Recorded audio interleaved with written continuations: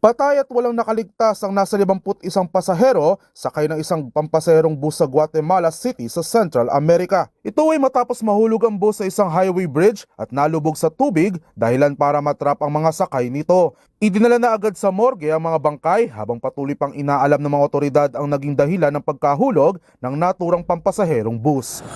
Samantala, inanunsyo naman ng militanteng grupo na Hamas na ititigil na nito ang pagpapalaya sa mga Israeli hostage sa kabila ng umano'y mga paglabag ng Israel sa kanilang ceasefire agreement.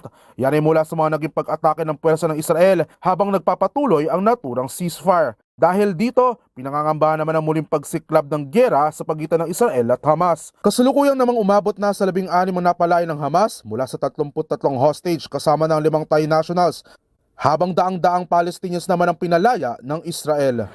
Sa iba pang balita, niyanig naman ng malakas na 5.3 magnitude earthquake ang isla ng Santorini sa Greece. Ito na ang pinakamalakas na lindol na naitala sa lugar, kasunod ng 3 sunod-sunod na magnitude 4 earthquake nitong linggo. Ayon sa mga otoridad, wala namang napaulat na nasawi o nasugatan mula sa mga nangyaring paglindol, habang aabot naman sa 11,000 residente ang inilikas mula pa noong Enero. Ayon naman sa tala ng University of Athens Seismological Laboratory, umabot na rin sa higit 12,000 lindol ang naitala sa isla mula sa pagpasok ng 2025.